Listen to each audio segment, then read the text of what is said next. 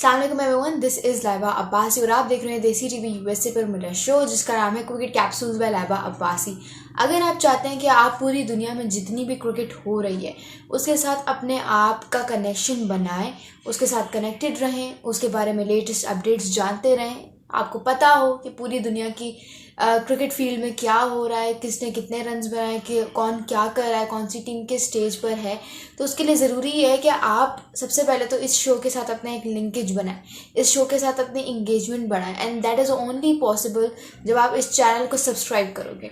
ठीक है, इस चैनल को सब्सक्राइब करते हो, साथ ही साथ बेल आइकॉन भी प्रेस कर दीजिएगा so that you can never miss out on any episode of the show. साथ ही साथ मैंने डिस्क्रिप्शन में वैसे ही बहुत सारे लिंक्स मौजूद होते हैं हमारे हर सोशल मीडिया प्लेटफॉर्म के, whether you talk about Instagram, YouTube और फेसबुक। वहाँ पे अगर आप हमें बाकी प्लेटफॉर्म से फॉलो करना चाहते हैं तो वो भी कर सकते हैं। और बेसिकली जो ये चैनल है ये सिर्फ स्पोर्ट्स को कवर नहीं करता, ये दुनिया में जितनी भी इंस्टेंसेस हो रहे हैं, जितनी भी हैपनिंग्स हो रही हैं, जितने भी सर्कमस्टांसेस हैं लोगों के, उन सबको हम कवर करते हैं, that too in different languages. ठीक है, ओवर 25,000 आई गेस। सो उसके अलावा आपको क्या चाहिए? उसके अलावा हम कुकिंग शो भी करते हैं।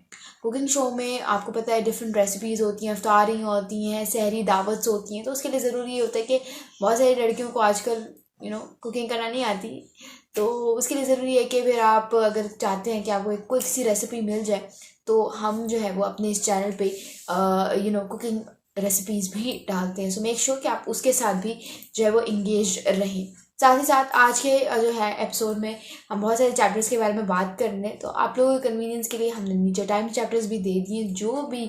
जिस आपको लगता है कि ख़बर में आपको ज़्यादा इंटरेस्टेड है, you can easily click that time chapter और उसके बारे से जितनी भी इंफॉर्मेशन है वो आप ले सकते हैं।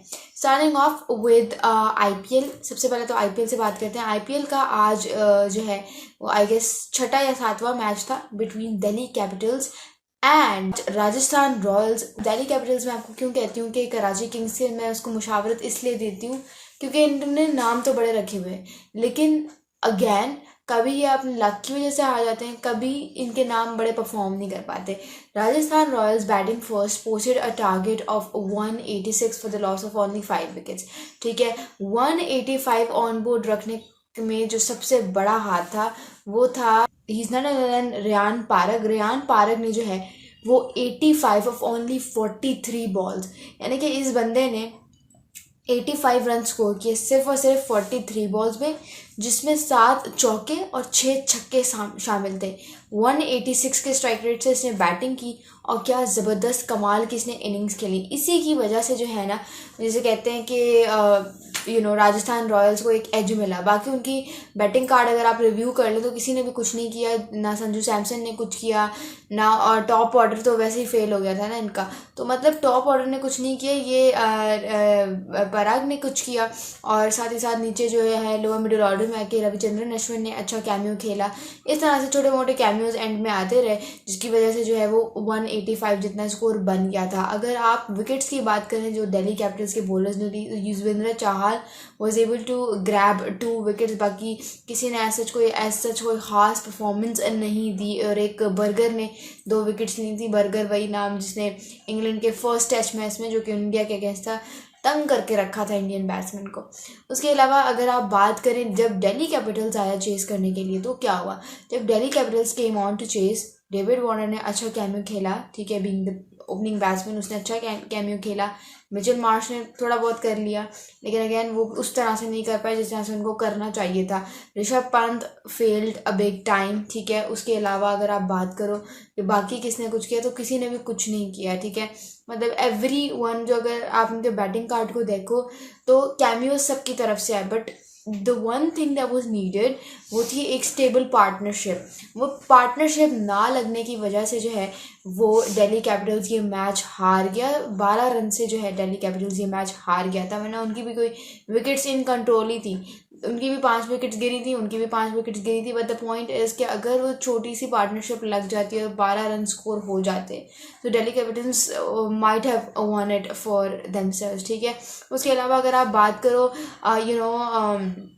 बॉलिंग के बारे में, तो बॉलिंग जो है राजस्थान रॉयल्स की, उसमें यशस्वी जायसवाल ने तो चलो वहाँ कुछ भी नहीं किया, राइट, लेकिन अगर आप वैसे उनकी इनिशियली बॉलिंग के बारे में बात करो तो उनके पास युजवेंद्र चहल है, उनके पास कुलदीप यादव है, उन they've got one of the best सिर्फ बैटिंग सिर्फ स्पिन डिपार्टमेंट्स, बट उन्होंने कुछ भी नहीं किया। Wrapping it up I feel like Kuldeep Yadav was very expensive. Kuldeep Yadav ने जो है वो सिर्फ और सिर्फ मतलब एक भी विकेट हासिल नहीं की और ही ended up having an economy of 10+।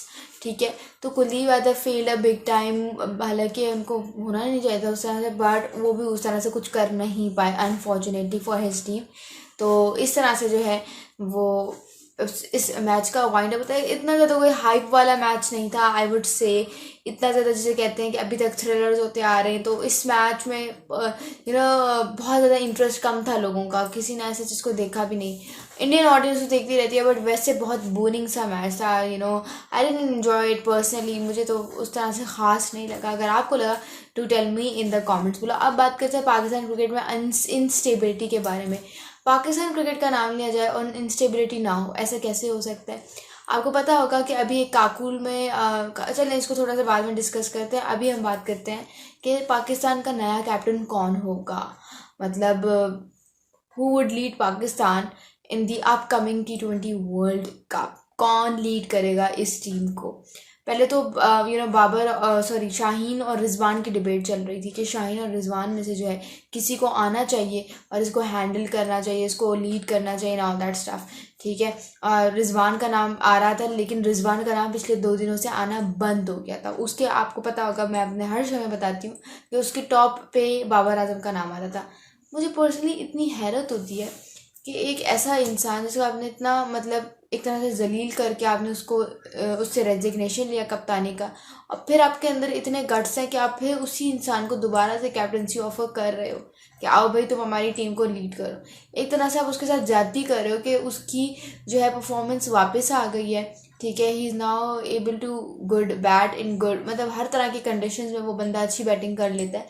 आप उसके साथ फिर ज्यादती कर रहे हो, आप उसको फिर कह रहे हो कि नहीं तुम हमारे पास आ जाओ, हमें कप्तान कर लो, ये वो। बाबर आजम को ये कप्तानी की ऑफ़र बिल्कुल भी एक्सेप्ट नहीं करनी चाहिए, क्योंकि अभी तक मैंने आपको बताया था उनकी कप्तानी में फ्लॉज हैं, जो आपको पेशावर ज़ल्मी की तरफ से जब वो कप्तानी कर रहे थे PSL में तो वो नज़र आए होंगे। आई फील लाइक कि he should not captain Pakistan. अभी सिर्फ और सिर्फ अपनी बैटिंग परफॉर्मेंस पे फोकस करें, क्योंकि ये जो टाइम है ना उनका, ये रिकॉर्ड्स बनाने का, ये माइलस्टोन्स बनाने का है, ये है to be one of the greats like Virat Kohli, like Sachin Tendulkar, like Imran Khan. ठीक है, ये उनकी पीक सक्सेस का टाइम है। अगर इसी टाइम को उन्होंने कैश नहीं किया so he might fail a big time.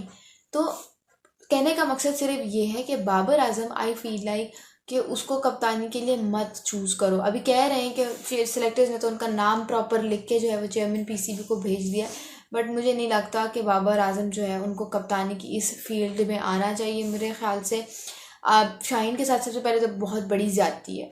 ठीक है, क्योंकि शाहीन को आपने सिर्फ और सिर्फ एक सीरीज़ दी है, उसकी बेसिस पे आप उसकी कप्तानी को जज करके उससे निकाल रहे हो, तो बहुत बड़ी ज़्यादती है शाहीन के साथ। पहली बात तो ये कि शाहीन के साथ ये ज़्यादती होनी नहीं चाहिए।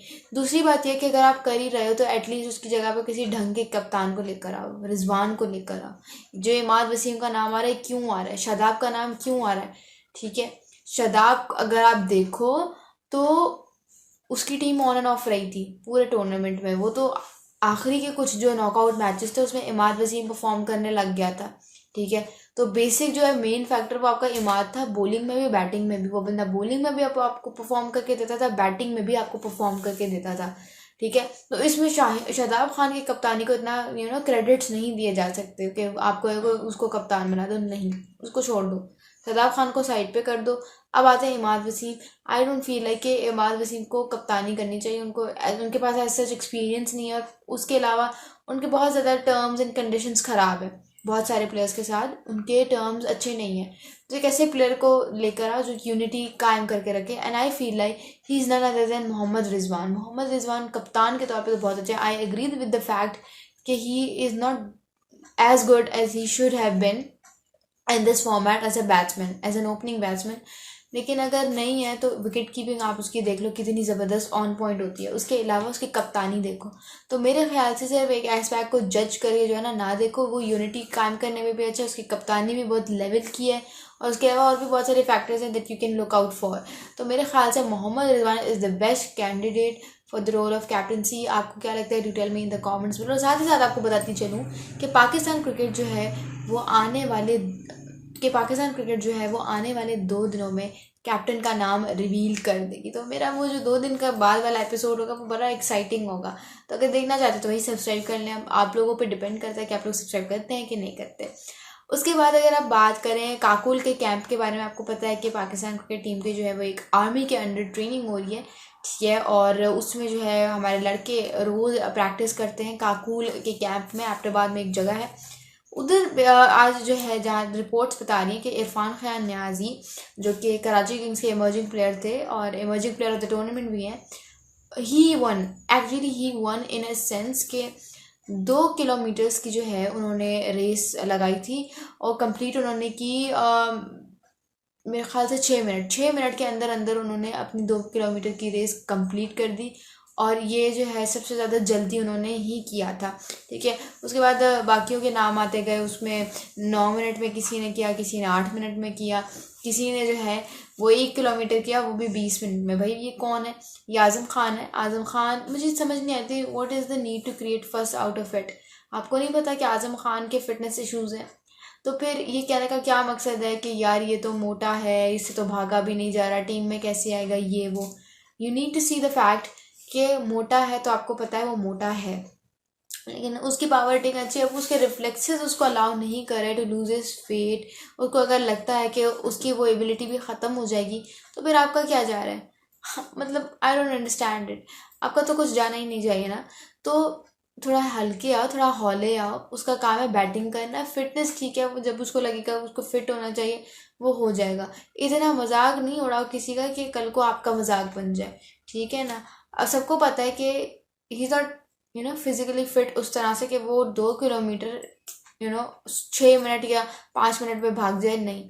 ये आपको भी पता है, मुझे भी पता है। सो हौले आओ, हल्का आराम से आओ, ठीक है। उसके बाद अगर आप बात करें, इफ्तिखार अहमद ने आज ज्वाइन नहीं की प्रैक्टिस, क्योंकि उन्होंने कहा कि उम्रा था, मैं थक के आया हूँ, ये वो। तो बहुत सारे फैक्टर्स हैं। बाबर आजम और जितने भी प्लेयर्स थे उम्रा करके वापस आ गए, उन्होंने ज्वाइन कर लिया, लेकिन प्रैक्टिस किसी किसी ने उनमें से जो है वो ज्वाइन की थी।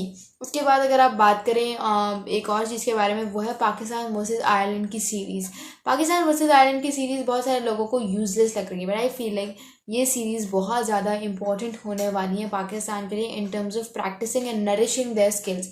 इस बिकॉज कि आयरलैंड जो है वो अपने होम ग्राउंड पर बहुत एग्रेसिव, अच्छी और ज़बरदस्त क्रिकेट खेलता है और उनको हराना बहुत मुश्किल हो जाता है, ठीक है। तो मेरे ख्याल से पाकिस्तान का ये एक चैलेंज होगा, पाकिस्तान का ये एक इम्तिहान होगा कि वो किस तरह से आयरलैंड में जाकर हराते हैं under a new captain, most probably a new captain, ठीक है। तो वो बड़ी चीज़ एक एक्साइटिंग है। उसका अब शेड्यूल भी आ गया। 10 मई को एक T20 मैच होगा, फिर 12 मई को होगा, फिर 14 मई को होगा, और ये डबलिन में मैचेस खेले जाएंगे। और पहले ये 2 मैच की सीरीज़ थी, लेकिन इसको एक्सटेंड करके जो है वो 3 मैच की सीरीज़ दे दिया गया है।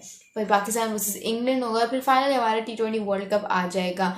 अब ये देखो T20 वर्ल्ड कप सर पे खड़ा है, तो हमारा, और हमें यही नहीं पता कि हमारा कप्तान कौन है। पीक पाकिस्तान क्रिकेट मोमेंट्स दो, ठीक है। उसके बाद अगर आप बात करें पाकिस्तान वर्सेस न्यूजीलैंड की T20 सीरीज़ के बारे में, जो 5 मैच की T20 सीरीज़ है, तो वो भी स्टार्ट हो रही है और उसकी भी टिकटिंग प्राइसेस आ गई हैं। इस दफ़ा हुआ सीन कुछ इस तरह का है कि 2 मैचेस जो हैं वो लाहौर को दिए गए हैं और 3 मैचेस रावलपिंडी को दिए गए, और कराची को इस लिस्ट में नहीं रखा गया। और बिल्कुल ठीक किया गया है। कराची एक ऐसा शहर जिसमें ऑडियंस ही नहीं है, जिसमें फैंस ही नहीं आते मैच देखने के लिए, अपने स्टार्स को देखने के लिए ग्राउंड में, वो शहर कोई मैच डिज़र्व नहीं करता, ठीक है। तो कराची को कटा कर जो है ना वो बिल्कुल ठीक किया। लाहौर में 2 मैचेस किए गए और बाकी के 3 मैचेस जो हैं वो इन्होंने किए हैं रावलपिंडी में। मैं यहाँ पे शेड्यूल लगा दूँगी, आप लोग देख सकते हैं। यहाँ पे टिकटिंग प्राइसेस भी हैं, और टिकटिंग प्राइसेस जो है वो लाहौर में जो सबसे सस्ती हैं वो 300 से स्टार्ट हो रही हैं, ठीक है। फिर मूव ऑन करती रहती हूँ, आप देख लीजिएगा वेबसाइट पे। उसके अलावा अगर रावलपिंडी की बात करें तो उस पर सबसे सस्ती टिकट जो है वो 700 से स्टार्ट हो रही है, और बड़ा एक्साइटिंग जो है वो होगा। लेकिन उस तरह से एक्साइटिंग इसलिए नहीं होगा क्योंकि न्यूजीलैंड की सी टीम आएगी, सारे उनके नए नए जवान खिलाड़ी आएंगे, जो मतलब इमर्जिंग प्लेयर्स आएंगे उनके मोस्ट प्रोबेबली, क्योंकि उनके सारे बड़े नाम जो वो अभी IPL खेलने में मसरूफ़ है। तो देखते हैं क्या आता है। Well, this was my episode for today. Video पसंद आई हो तो लाइक ज़रूर कीजिएगा, do share it with your friends, with your family, ताकि हम एक बड़ी फैमिली बन सकें। Thank you so much.